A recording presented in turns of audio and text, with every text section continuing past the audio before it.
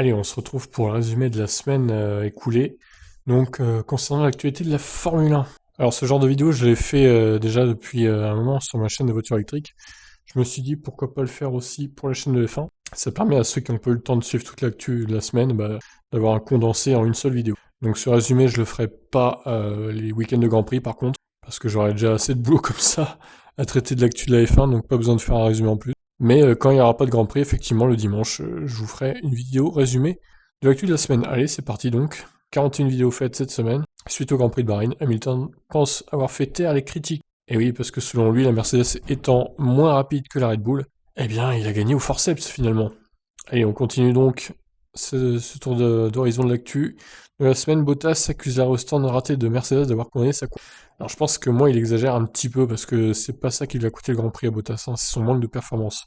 Vettel reconnaît qu'il n'est pas du tout à l'aise au volant de Aston Martin.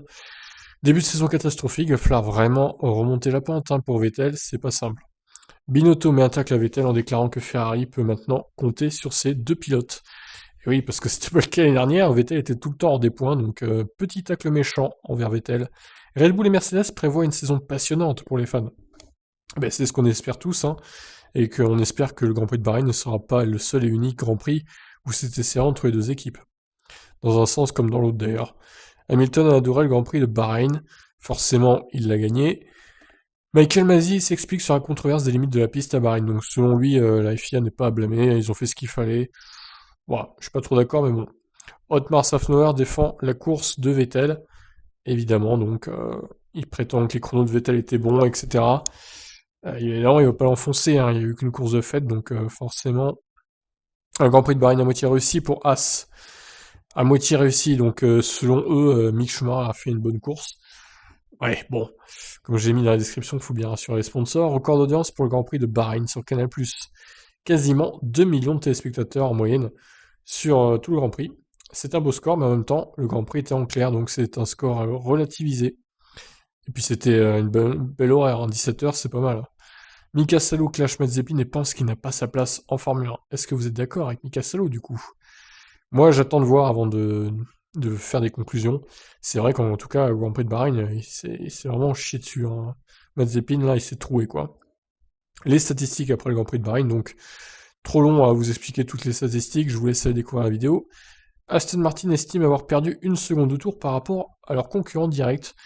Et ils seraient même à peu près dans le même bateau avec Mercedes, du coup, qui, ces 7 secondes, ils n'ont pas réussi à la rattraper, en fait, par rapport à d'autres écuries. Binotto se dit soulagé par la performance de Ferrari à Bahreïn. A-t-il sauvé sa place Binotto chez Ferrari, on verra.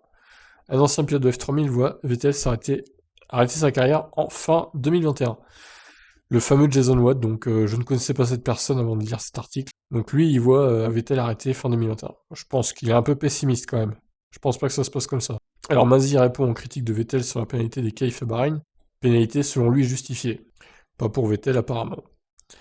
Helmut Marko voit en Tsunoda un futur champion du monde. Alors bon, il s'avance peut-être un peu avec Tsunoda, Marko. Je pense qu'il le met sur un piédestal, mais attention, hein, il a fait qu'une course pour l'instant, c'est pas le moment de trop s'enflammer avec Tsunoda. Je pense qu'il faut attendre de voir les autres courses avant de tirer des conclusions, comme pour Mazepin d'ailleurs.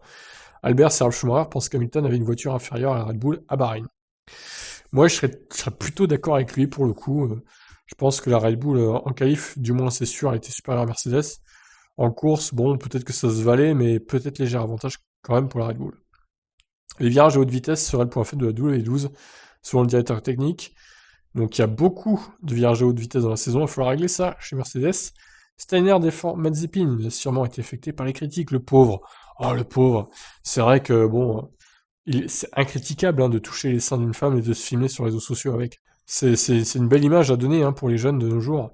Surtout pour un pilote de F1, normalement tu dois bien te tenir, tu dois avoir une image irréprochable. Donc Steiner essaie de défendre Mazepin évidemment, son père ramène plusieurs dizaines de millions à l'équipe.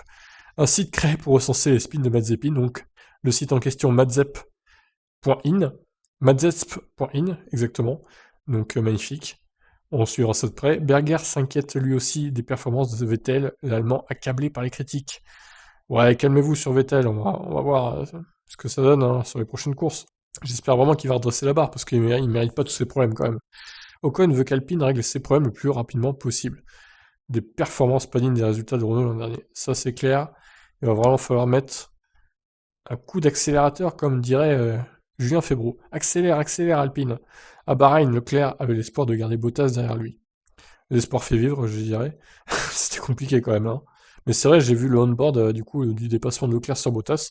C'était propre, rien à dire. Les rivaux de Ferrari impressionnés par le retour en force de la Scuderia. Alors, ne nous enflammons pas non plus, il n'y a eu qu'un Grand Prix de fait. Est-ce que la Scuderia est vraiment de retour ou est-ce que c'était vraiment Bahreïn? Ils ont fait du bon boulot et les autres circuits ça va être plus difficile, on verra. Mercedes explique ce qui a coûté 10 secondes à Bottas au stand. Donc, ouais, bon, j'ai pas tout compris l'explication, pour être honnête. Les travaux ont commencé sur le circuit de Melbourne. La piste devrait être plus rapide de 5 secondes avec tous ces changements. Ça fait beaucoup, là, ça va tourner. J'ai regardé, du coup, ça tourne à 1,25 en course et 1,20 en qualif. Là, du coup, on serait plus autour d'une 14, une 15 en qualif. C'est pas aussi rapide que les One Ring, enfin le Red Bull Ring, mais c'est quand même très très rapide, hein. Donc à voir s'ils vont rajouter des tours ou pas, du coup, pour compenser. Alors, selon Nelson Piquet Senior, alors ça, cette actu quand même là, Verstappen écraserait Hamilton à voiture égale. Il a vraiment dit ça, hein. Écraserait Hamilton, littéralement. Il a aussi déclaré que Bottas était meilleur que Rosberg et que Rosberg doit son titre 2016 au problème mécanique de Hamilton. Alors c'est un peu réducteur pour Rosberg quand même, qui a fait une saison très solide en 2016, faut pas lui enlever ça. C'est vrai que bon, le problème mécanique de Hamilton a aidé, c'est sûr, mais c'est pas que grâce à ça. Donc l'analyse à chier de Nelson Piquet senior, franchement, il ferait mieux de se taire lui, hein. Le Canada, le Brésil, le Mexique et le Japon incertains pour la saison 2021. Retour de la Turquie, de Petit Bahreïn et de Canem pour les remplacer. Alors moi, vraiment, j'aimerais vraiment le retour de ces trois circuits-là. Si vraiment, évidemment, ceux-là sont annulés, hein. Alors, Canada-Brésil, ce serait dommage que ça soit nul, parce que c'est des super Grand Prix. Mexique-Japon, j'aime moins, même si le Japon, je reconnais que c'est un très bon circuit pour y rouler dessus. Mais en général, on se fait assez chier, donc j'aimerais bien, ouais, le petit Bahreïn de retour, ça serait marrant. La Turquie aussi, au Konem, pourquoi pas aussi, il y a toujours des bonnes courses. Alors, s'il fait un podium cette saison, Zach Brown a promis un beau cadeau à Ricardo. Il pilotera la voiture de NASCAR de son idole, Dale Earnhardt, la numéro 3. Incroyable. Vers un Grand Prix d'Afrique du Sud dans le futur. Alors, ce serait pas pour cette année, mais ça va pour parler, donc, dans une période post-Covid, on va dire. Selon Briatore, Alonso est déçu d'Alpine. Coup dur pour Fernando qui s'attendait peut-être à autre chose de la part d'Alpine, mais bon, il n'y avait pas de miracle à attendre en même temps. Le règlement est gelé, enfin, il y a même eu un règlement aérodynamique qui a peut-être désavantagé un petit peu Alpine. À voir. Leclerc pourrait faire les 24 heures du Mans 2023 pour Ferrari. Pourquoi pas, ça pourrait être bien de voir Leclerc aux 24 heures du Mans dans une proto LMP1. Alonso satisfait des pneus 18 pouces pour l'an prochain, il a bouclé 144 tours l'Espagnol à Bahreïn. Pas mal. Hakkinen balance sur Alpine et voit Alonso écraser Ocon cette saison. Alors je sais pas ce qu'il a contre Alpine et Ocon. Hakkinen, bon, il a un problème avec ces personnes, visiblement. Bon, bizarre. Honda voudrait pousser davantage son moteur en course.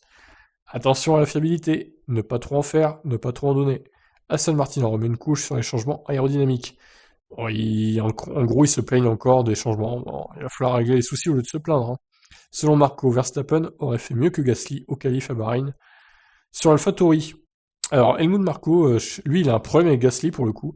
Il ne l'aime plus du tout, hein. C'est terrible. Donc si vous espérez un jour revoir Gasly chez Red Bull, je pense que c'est niet. Ça ne se fera jamais. Ensuite, Prost revient sur son aventure avec Alpine et voit une lutte psychologique entre Ocon et Alonso. Et on peut tous penser que Alonso va gagner cette lutte. Révélation, Magnussen aurait pu signer chez Toro Rosso fin 2018. Alors là, ça aurait peut-être changé sa carrière, Magnussen, d'être dans le giron Red Bull. Bon, on ne saura jamais au final. Et on termine avec Mario Andretti qui n'aime pas l'activisme d'Hamilton. Eh oui, mais c'est aussi ça la personnalité de Lewis. C'est pas qu'un pilote de renom, c'est aussi un activiste. Voilà pour ce petit résumé de la semaine en 9 minutes donc. Je vous invite à vous abonner à mes autres chaînes Electib et Tip Stories, hein. Les liens sont dans la description de cette vidéo. Et je vous dis à demain lundi pour d'autres actus. Et je referai la même chose, un petit résumé le week-end prochain. Il n'y aura pas de Grand Prix non plus, malheureusement. C'est long, tous ces jours sans Grand Prix là. On s'ennuie. Allez, sur ce, je vous souhaite un bon dimanche. Et à bientôt tout le monde. Ciao, ciao.